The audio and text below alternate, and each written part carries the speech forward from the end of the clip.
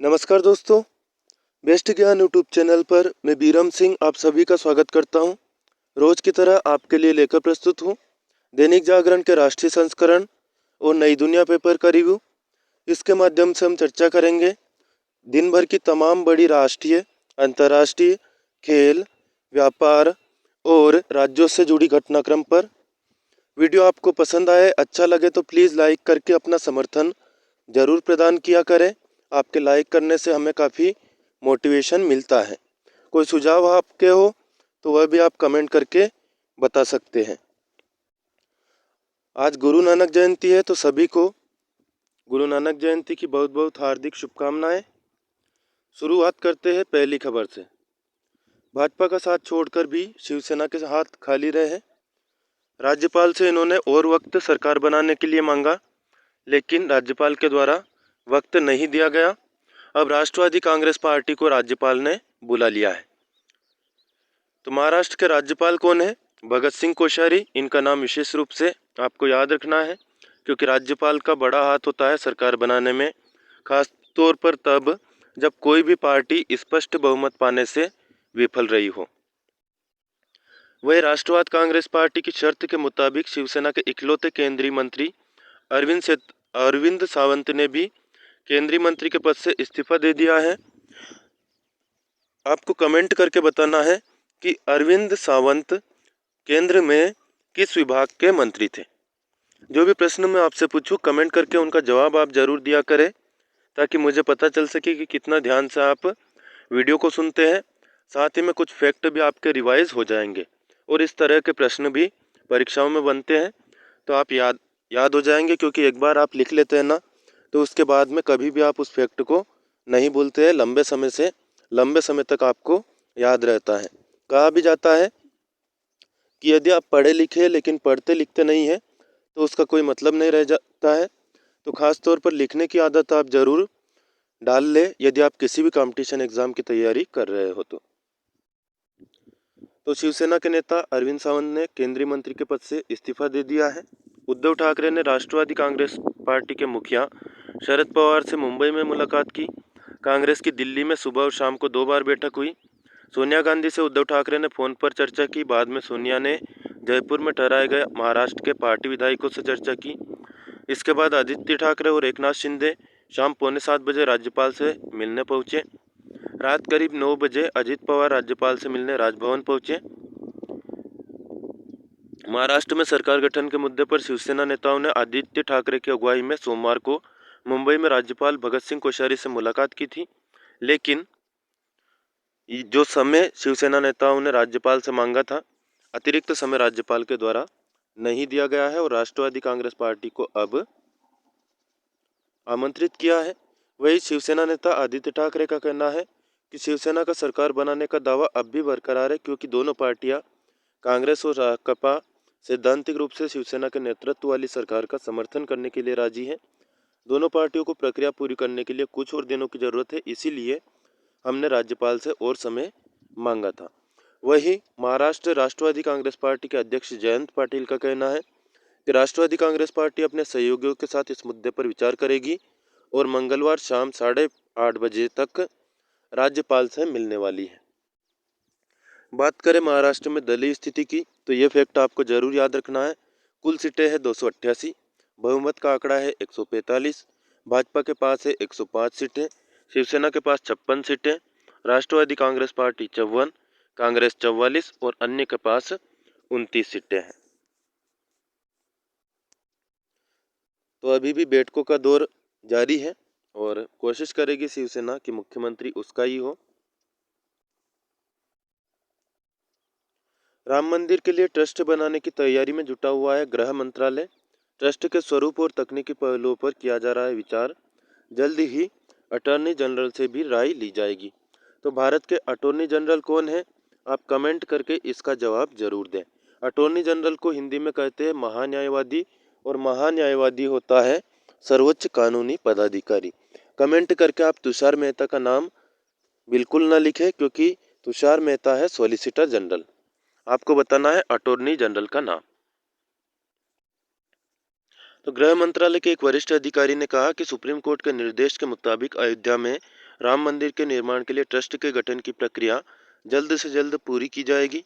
शनिवार को फैसला आने और रविवार की छुट्टी के बाद सोमवार को पहली बार मंत्रालय पहुंचे अधिकारियों को तत्काल सुप्रीम कोर्ट के फैसले पर काम शुरू करने को कह दिया गया। वरिष्ठ अधिकारी के अनुसार फिलहाल सब कुछ शुरुआती स्तर पर है, इसीलिए ट्रस्ट के स्वरूप और उसके कामकाज की बारीकियों के बारे में कुछ नहीं कहा जा सकता है। अभी तक यह भी साफ नहीं हुआ है कि ट्रस्ट में ट्रस्टी बनाने की प्रक्रिया क्या होगी और उसका चयन कैसे किया जाएगा।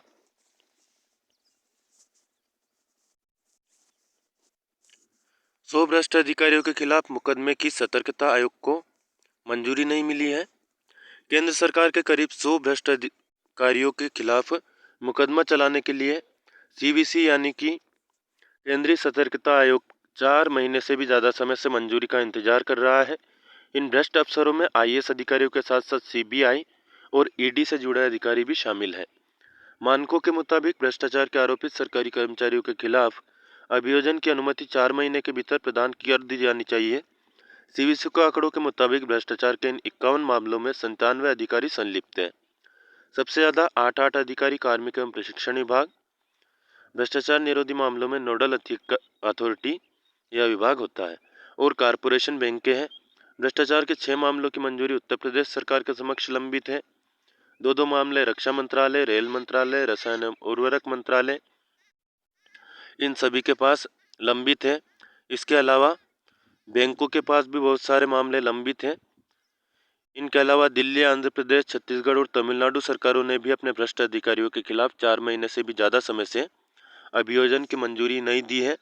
ऐसे में किस प्रकार से कह सकती है सरकारें कि हम भ्रष्टाचार के खिलाफ लड़ेंगे, क्योंकि ज़्यादा माल इन भ्रष्ट अधिकारियों के पास से ही नेताओं और सरकारों के पास आता है। यह कहने में मुझे कोई गुरेज नहीं है। 23 अधिकारियों की संलिप्तता वाले 11 मामलों में corporation bank, new India insurance company limited, oriental bank of commerce, union bank of India और मानव संसाधन विकास मंत्रालय ने कहा है कि इन मामलों में अभियोजन के लिए मंजूरी जरूरी नहीं है और सीवीसी ने इसे स्वीकार भी किया है। हालांकि इन मामलों में अंतिम फैसला अभी भी नहीं हुआ है।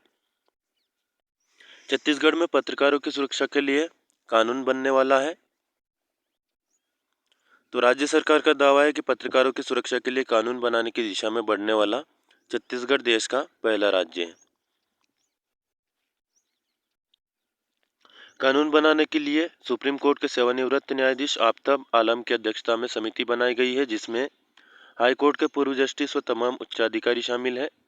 समिति ने प्रारूप तैयार कर लिया है। उस पर पत्रकारिता से जुड़े लोगों के सुझाव लिए जाएंगे ताकि संशोधन किए जा सके। हरियाणा में पराली जलाई तो होगी सजा, प्रबंधन पर मिलेगा इनाम। तो धान की फसल के अवशेष को कहते हैं पराली। नहीं जलाने वाले छोटे और सीमांत किसानों को प्रदेश सरकार 1000 रुपये प्रति एकड़ की मदद देगी। इसके लिए उन्हें घोषित करना होगा कि पराली का प्रबंधन किया है या हफ्ते भीतर करेंगे। सरपंच की तस्दीक के बाद जिला उपायुक्त यह राशि जारी कराएंगे। फर्जी शपथ पत्र देने वाले किसानों से रिकवरी की जाएगी। गैर बासमती धान उगाने वालों को ही इस योजना का लाभ मिलने वाला है। मुख्य सचिव केशनी आनंद अरोड़ा के निर्देश पर कृषि एवं किसान कल्याण विभाग के अतिरिक्त मुख्य सचिव ने सभी उपायुक्तों से जिला और ग्रामीण स्तर पर नियुक्त किए गए नोडल अफसरों की सूची मांगी है। इस योजना मेरी फसल मेरा बीमा योजना के तहत पंजीकृत किसानों को प्रोत्साहन राशि दिए जाने में हरियाणा सहकारी कृषि विपणन बोर्ड की अहम भूमिका होगी।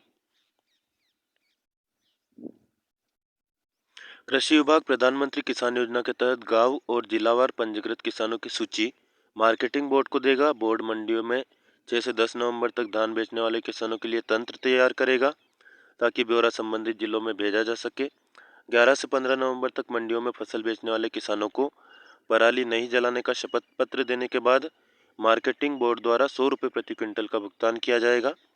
किसानों को घोषणा पत्र में नाम, पता, जमीन और फसल के ब्यौरे के साथ ही आधार संख्या, मोबाइल नंबर और बैंक खाते का विवरण आईएफएस कोड के साथ देना पड़ेगा।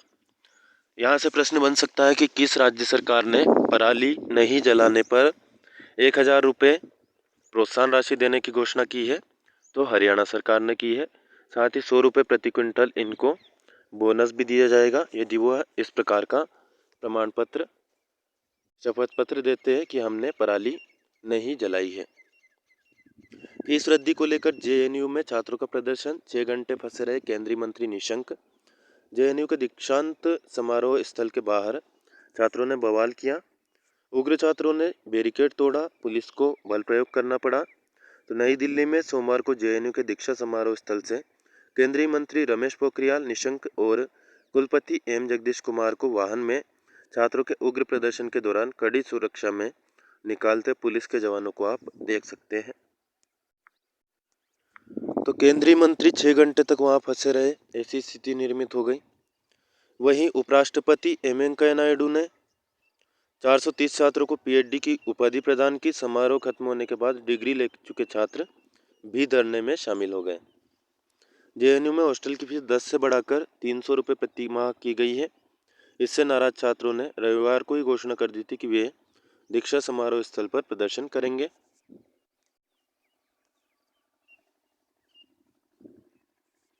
छात्र संघ के अध्यक्ष आयशी घोष, उपाध्यक्ष साकेत मून, महासचिव सतीश चंद्र यादव और संयुक्त सचिव मोहम्मद दानिश ने मंत्री को हॉस्टल के नए नियमों को लेकर ज्ञापन सौंपा। मंत्री ने आश्वासन दिया कि समस्याओं का जल्दी ही उचित हल निकाला जाएगा। इसके बाद छात्र संघ ने दावा किया कि मंत्री ने मौखिक आश्वासन दिया है, लेकिन उन्हें लिखित में आश्वासन चाहिए था। इसी बीच पुलिस ने सूझबूझ दिखाते हुए प्रदर्शनकारी छात्रों को हटाया और रस्सी का घेरा बनाकर शाम 4:15 बजे मंत्री निशंक और कुलपति को वहां से निकाला। इसके चलते अन्य कार्यक्रम भी इनको स्थगित करने पड़े। बंटवारे के जख्मों पर मरहम लगा रहा करतारपुर कॉरिडोर। भारत से पाकिस्तान जाने वाले श्रद्धालु वर्षों बाद अपनी जड़ों से जुड़कर भावुक हो रहे। पाकिस्तान पूछ रहे अपने गांव का हाल। तो गुरदासपुर के रमनजीत से मिलकर पूर्वजों की यादों में खो गया मजाद। परदादा के गांव आने को बेताब है पाक के डाक अधिकारी मजाद। इस प्रकार करतारपुर में पाकिस्तान पोस्ट पर सोमवार को भारत के रमनदीप सिंह के साथ खड़े पाकिस्तान डाक विभाग के अधिकारियों को आप देख सकते हैं। पहले दिन जत्थे में गए पंजाब के मुख्यमंत्री कैप्टन अमरिंदर सिंह पाकिस्तान के प्रधानमंत्री इमरान खान से इस तरह घुल मिल गए कि लोगों को यकीन ही नहीं हो रहा था। कैप्टन ने क्रिकेट से लेकर पारिवारिक विरासत की बातें की। नवजोत सिंह सिद्धू की खुशी तो देखने लायक थी। तो 130 श्रद्धालुओं ने कुल मिलाकर तीसरे दिन दर्शन किए सोमवार को गुरुद्वारा श्री करतारपुर साहिब के। अब कुछ खबरें देख लेते हैं संक्षेप में जो दी गई है। कल्पवृक्षों को बचाने के लिए बदल दिया कलेक्ट्रेट का नक्शा। मध्य प्रदेश के सागर जिले में कलेक्ट्रेट परिसर में मौजूद 2 कल्पवृक्ष अतिक्रमण की जद में आ रहे थे। अफसरों की सूझबूझ से इन दोनों ही वृक्षों को जीवनदान मिल गया। संवेदनशील अधिकारियों ने वृक्षों की बलि देने से बचते हुए निर्माणाधीन कार्यालय का पूरा नक्शा ही बदल दिया। लुधियाना के दुगरी स्थित छतवाल सिख सेंटर में श्री गुरु ग्रंथ साहिब के स्वरूप से लेकर तंती समाज तक उपलब्ध है। सिख धर्मावलंबियों को यहाँ से धार्मिक महत्व के सभी सामान मुहैया हो जाते हैं। रक्षा मंत्री कौन है भारत के? राजनाथ सिंह। इन्होंने सोमवार को विश्वास व्यक्त किया कि अगले 10-15 साल में भारत 10 लाख करोड़ डॉलर की अर्थव्यवस्था बन जाएगा। वह इनोवेशन फॉर डिफेंस एक्सीलेंस की उपलब्धियां प्रदर्शित करने के लिए रक्षा मंत्रालय द्वारा आयोजित डिफेंस कनेक्ट 2019 के उद्घाटन सत्र को संबोधित कर रहे थे। झारखंड में भाजपा और आजसू यानी कि आल झारखंड स्टूडेंट्स यूनियन एक दूसरे से जुदा होने की तरफ बढ़ रहे हैं। भाजपा को तगड़ा झटका देते हुए आजसू ने सोमवार को अपने 11 प्रत्याशियों की पहली सूची जारी कर दी है। इसमें पार्टी के केंद्रीय अध्यक्ष सुदेश महतो, मंत्री रामचंद्र सहित भी शामिल है। बात करें बिजनेस की तो चीन की ई कॉमर्स कंपनी है अलीबाबा। इसने सालाना सिंगल्स डे सेल के दौरान रिकॉर्ड तोड़ बिक्री की है। कंपनी ने 16 घंटे 30 मिनट में 3,182 करोड़ डॉलर, जो कि करीब 2,22,000 करोड़ रुपए के बराबर होते हैं, इतनी बिक्री दर्ज कर ली है। फिलहाल यह नए रिकॉर्ड की ओर अग्रसर है। पिछले साल कंपनी ने 3,000 करोड़ डॉलर का सामान बेचा था। चिकित्सा वैज्ञानिकों ने एक ऐसी तकनीक ईजाद की है जिससे पेरिटोनियल, जो कि पेट का एक बड़ा भाग होता है, तो पेरिटोनियल डायलिसिस बहुत ही आसान हो जाएगी। इसमें पहनने योग्य कृत्रिम किडनी बनाई गई है जो स्वयं काम करती है। पेरिटोनियल डायलिसिस के दौरान यह कृत्रिम किडनी मरीज के खून से विषाक्त पदार्थों को बाहर निकालने में बहुत ही प्रभावकारी साबित हुई है।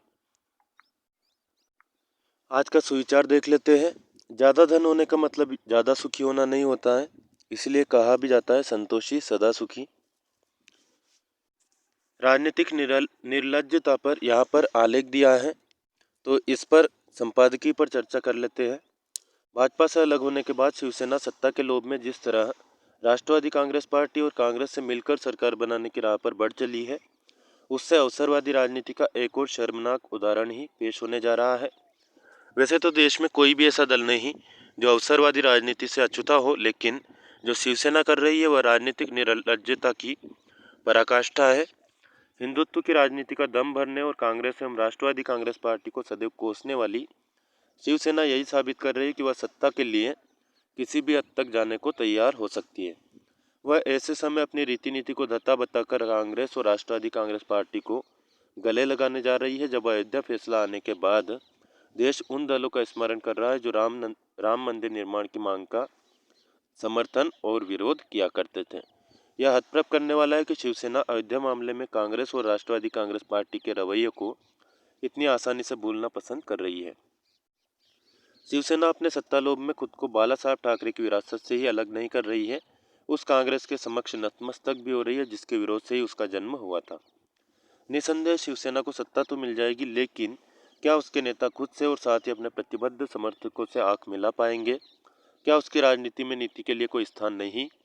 क्या अब वह कश्मीर से अनुच्छेद 370 हटाने के साथ साथ समान नागरिक संहिता और ऐसे ही अन्य मसलों पर वही सब कुछ कहा करेगी जो कांग्रेस और राष्ट्रवादी कांग्रेस पार्टी कहती आ रही है? शिवसेना इस आधार पर राष्ट्रीय जनतांत्रिक गठबंधन से अलग हुई क्योंकि भाजपा ने बारी बारी से दोनों दलों के नेताओं को मुख्यमंत्री बनाने की उसकी मांग नहीं मानी, लेकिन उसे स्पष्ट करना चाहिए कि आखिर ऐसी कोई सहमति बनी ही कब थी। सवाल यह भी है कि क्या ढाई ढाई साल तक दोनों दलों के नेताओं की ओर से मुख्यमंत्री पद संभालना एक दूसरे के प्रति भरोसे का परिचायक होता? एक दूसरे के प्रति अविश्वास से भरा यह फार्मूला तो नाकामी ही की कहानी लिखता। यह समझ आता है कि शिवसेना इससे कुंठित है कि वह भाजपा के मुकाबले कमजोर हो गई है, लेकिन क्या इसका उपाय दूर विरोधी दलों की गोद में बैठना हो सकता है? समझना कठिन है कि शिवसेना अनुभवहीन आदित्य ठाकरे को मुख्यमंत्री बनाने पर क्यों आमदा है। वैसे तो शिवसेना परिवारवाद की राजनीति का ही पोषण कर रही है, लेकिन अब तो वह लोकलाज त्याग कर घोर वंशवादी दल बन रही है। तो यहाँ पर जो यह संपादकीय दिखता है एक तरह से किसी पार्टी विशेष के पक्ष में दिख रहा है। दूसरी चीज़ ये कि हमें किसी पार्टी के लिए नहीं बल्कि हमें देश के लिए सोचते हुए अपनी विचारधारा बनानी है।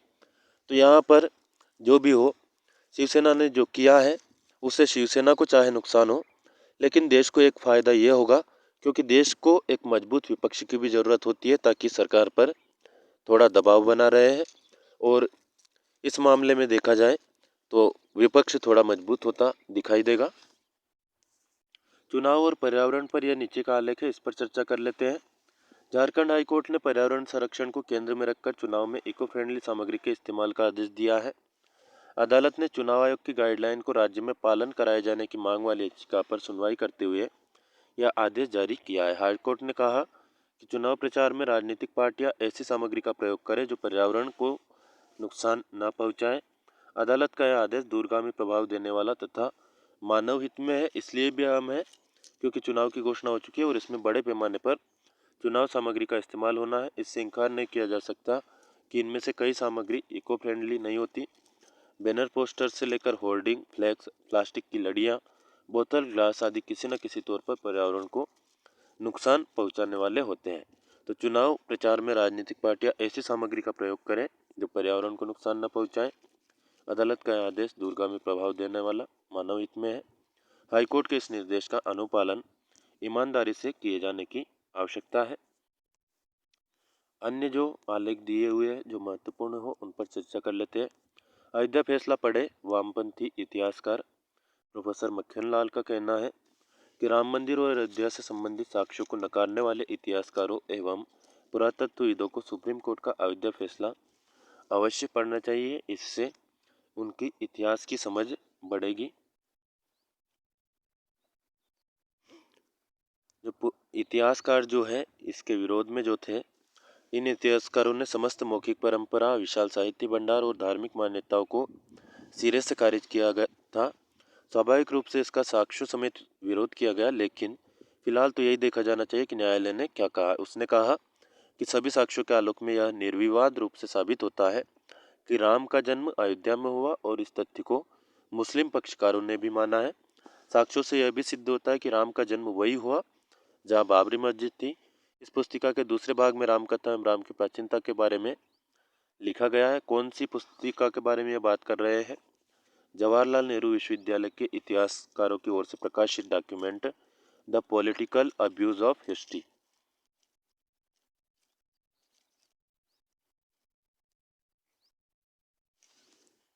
तो विशेष पुस्तक और इतिहासकारों का इन्होंने विरोध किया है। लेखक भी खुद इतिहासकार है।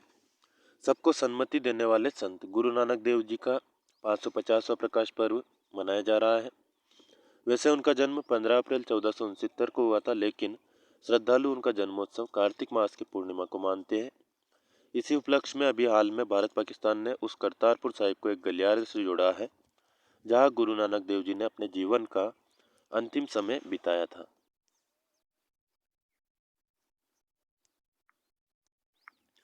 तो आज नानक जयंती है। गुरु नानक जी की कुछ शिक्षाओं पर जोर डाल देते हैं।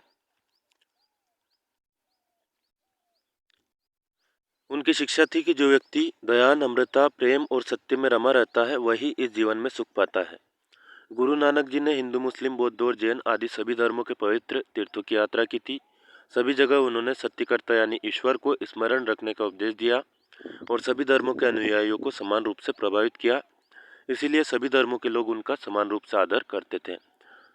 उनका सबसे महत्वपूर्ण उपदेश यही है कि यदि कोई यह जानना चाहता है कि सत्य क्या है, तो उसके लिए अनिवार्य है कि वह अपने हृदय के भीतर प्रवेश करे। परमात्मा ऊपर आसमान में नहीं है, न वह सितारों में है, न समुद्र में। वह होता है मानव के अंतःकरण में। उस मानव के जो सच्चे अर्थों में धार्मिक है, जो परमात्मा को स्वयं में समाहित मानता है और जिसने अपने अस्तित्व का अर्थ समझा है। तो हमारे देश में ऐसे लोगों को धार्मिक कहा गया है, न कि ऐसे लोगों को जो कि जाप करते या मंदिरों में जाते हैं। संभव है कि ऐसे लोग ईश्वर प्राप्ति के मार्ग में हो, परंतु जिसने ईश्वर को पाया है वह ऐसा व्यक्ति होगा जिसने ईश्वर को अपने अंतःकरण में देखा है। नानक जी के उपदेशों की आज भी उतनी ही आवश्यकता है, क्योंकि अभी भी हम सही अर्थों में धार्मिक नहीं हो सके हैं। हमने अपने अंतःकरण को नहीं समझा है और उस सर्वशक्तिमान को नहीं देखा जो वहाँ पर हमारे हृदय में अंतःकरण में विद्यमान है। गुरु नानक देव की शिक्षाओं में केवल सैद्धांतिक रूप से विश्वास करना पर्याप्त नहीं है, हमें उन्हें अपने जीवन में उतारना होगा। उनका स्मरण करते हुए हमें अवश्य ध्यान रखना चाहिए कि वह आडंबरों के प्रबल विरोधी थे। वह कहते थे कि मनुष्य रूप में जन्म लेकर जो परोपकार नहीं करता उसका जीवन व्यर्थ है। उम्र घटा रहा है वायु प्रदूषण। पहले भी इन आंकड़ों पर हम चर्चा कर चुके हैं। एयर क्वालिटी लाइफ इंडेक्स के अनुसार भारत अगर राष्ट्रीय स्वच्छ वायु कार्यक्रम के लक्ष्यों को हासिल कर लेता है और मौजूदा प्रदूषण में 25% की कटौती कर लेता है, तो भारतीयों की औसत जो जीवन काल है, औसत आयु है, वह करीब 1.3 साल तक बढ़ सकता है।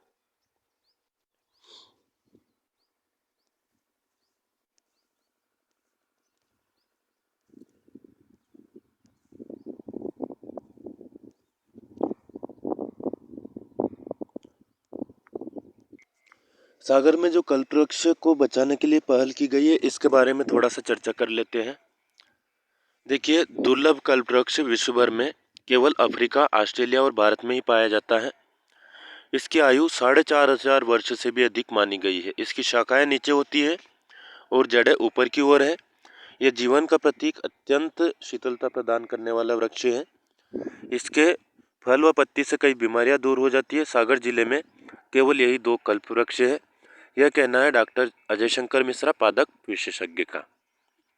पंडित गोविंद शास्त्री जो कि ज्योतिषाचार्य है, इनका कहना है कि गीता में इसका उल्लेख है। समुद्र मंथन से प्राप्त 14 रत्नों में से कल्पवृक्ष भी एक था। इसे देवराज इंद्र को दिया गया था और इंद्र ने इसकी स्थापना सूरकानन वन में की थी। बताया जाता है कि इस वृक्ष का नाश कल्प के अंत तक नहीं होता। शास्त्रों में विवरण है कि इस वृक्ष के नीचे बैठकर व्यक्ति सच्चे मन से जो भी इच्छा करता है वह पूरी हो जाती है।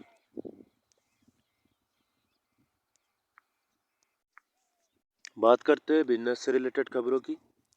सेंसेक्स और निफ्टी दोनों में उछाल देखने को मिला। सोने का भाव रहा 118 रुपये प्रति 10 ग्राम बढ़कर 38,678 रुपये प्रति 10 ग्राम।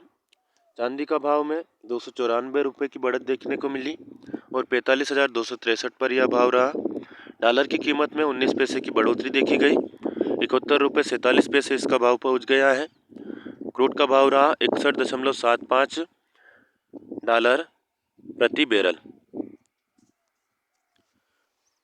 उत्तर प्रदेश मंत्रिमंडल ने बुंदेलखंड एक्सप्रेसवे और गोरखपुर लिंक एक्सप्रेसवे परियोजनाओं के निर्माणकर्ताओं को मंजूरी दे दी है। बुंदेलखंड के 6 पैकेजों के निर्माण के लिए 4 जबकि गोरखपुर के लिए 2 एजेंसियों का चयन किया गया है। बुंदेलखंड एक्सप्रेसवे के निर्माण से 50,000 और गोरखपुर लिंक एक्सप्रेसवे से 10,000 लोगों के रोजगार सृजन का मार्ग प्रशस्त होगा। मुख्यमंत्री योगी आदित्यनाथ की अध्यक्षता में कैबिनेट की बैठक में कुल 13 प्रस्तावों को मंजूरी मिली है। भारत के सड़क परिवहन मंत्री कौन है? नितिन गडकरी। इनका कहना है कि सरकार एमएसएमई सेक्टर की रेटिंग शुरू करने जा रही है। इसके जरिए सेक्टर के बारे में सूचना मिल सकेंगी, जिससे निर्णय प्रक्रिया आसान होगी। एमएसएमई का फुल फॉर्म क्या होता है? Medium short and mini industries, सूक्ष्म और लघु उद्यम मंत्रालय के मंत्री है। सड़क परिवहन मंत्री भी है नितिन गडकरी।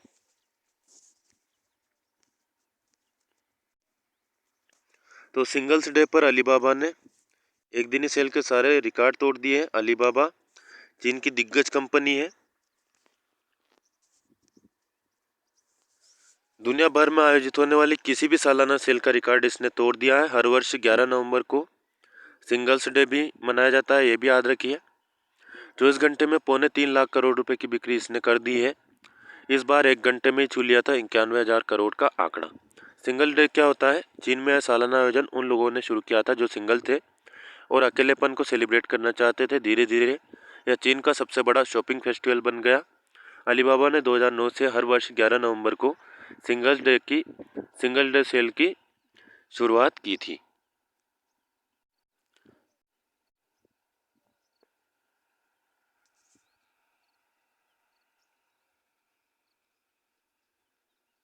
तो अलीबाबा के बिक्री आंकड़ों ने अमेरिका के सालाना ब्लैक फ्राइडे और साइबर मंडे जैसे आयोजनों की बिक्री को बेहद बोना साबित कर दिया है। पिछले वर्ष ब्लैक फ्राइडे के दौरान केवल 6.2 अरब डॉलर और साइबर मंडे के दिन 7.9 अरब डॉलर मूल्य के सामानों की बिक्री हुई थी। भारत के जो पेट्रोलियम मंत्री है धर्मेंद्र प्रधान, ये आबू धाबी गए हुए हैं। Abu Dhabi international petroleum exhibition and conference में भारतीय पेविलियन का इन्होंने उद्घाटन किया। वहां पर पेट्रोलियम मंत्री ने कहा कि भारत में निवेश करने का यह उपयुक्त समय है। एनर्जी और इंफ्रा सेक्टर में अगले 10 साल में 100 अरब डॉलर का निवेश का लक्ष्य रखा गया है। तो याद रखिए, भारत ऊर्जा खपत के मामले में दुनिया का तीसरा सबसे बड़ा देश है। बढ़ती मांग को पूरा करने के यहाँ एनर्जी इंफ्रास्ट्रक्चर के क्षेत्र में अगले 10 साल में 100 अरब डॉलर से ज़्यादा का निवेश होना है। ऐसे में विदेशी कंपनियों के समक्ष यहाँ के तेल एवं गैस क्षेत्र में निवेश का उचित अवसर है। संयुक्त अरब अमीरात के 2 दिवसीय दौरे पर पहुंचे हैं पेट्रोलियम मंत्री धर्मेंद्र प्रधान। तो याद रखिए, संयुक्त अरब अमीरात की राजधानी क्या है? Abu Dhabi. इसको अंग्रेजी में कहते हैं यूएई यानी यूनाइटेड अरब अमीरात।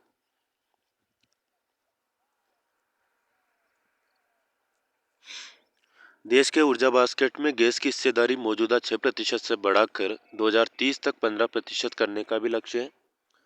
प्रधान ने कहा कि भारत की ऊर्जा जरूरतें बड़ी है और आने वाले दशकों में यह वैश्विक ईंधन मांग का मुख्य वाहक रहने वाला है। देश की पेट्रोलियम मांग सबसे तेजी से बढ़ने का अनुमान है और इसे 2020 तक 50.5 लाख बैरल प्रतिदिन और 2030 तक 1 करोड़ बैरल प्रतिदिन हो जाने का अनुमान है। प्रधान ने कहा कि प्राकृतिक गैस की खपत 2030 तक 3 गुना बढ़कर 50 करोड़ स्टैंडर्ड क्यूबिक मीटर्स प्रतिदिन हो जाने का अनुमान है। इसी तरह ग्लोबल प्राइमरी एनर्जी डिमांड में भारत की हिस्सेदारी 2040 तक दोगुना होकर 11% हो जाने का अनुमान है। पश्चिमी सिंहभूम की 7 खनन कंपनियों पर 700 करोड़ रुपए का नीलामी पत्र वाद दायर करने के बाद अब राज्य सरकार ने भारतीय इस्पात प्राधिकरण यानी सेल पर भी सख्ती शुरू की है। खनन विभाग ने पश्चिमी सिंहभूम में इस सरकारी उपक्रम के अधीन संचालित लोएस्क खदानों से करीब 3,000 करोड़ रुपए चुकाने को कहा है। किस राज्य सरकार की बात हो रही है? पश्चिमी सिंहभूम जिला जो है किस राज्य में स्थित है, यह आप कमेंट करके जरूर बताइए। मुकदमेबाजी में फंसे टैक्स रेवेन्यू की वसूली की तेज होगी रफ्तार। सबका विश्वास स्कीम में ज़्यादा से ज़्यादा मामले को लाने के निर्देश सरकार ने दिए हैं। तो मुकदमेबाजी में फंसे टैक्स रेवेन्यू की वसूली की तेज रफ्तार करने के लिए कौन सी योजना है? सबका विश्वास। अब तक स्कीम में 5,400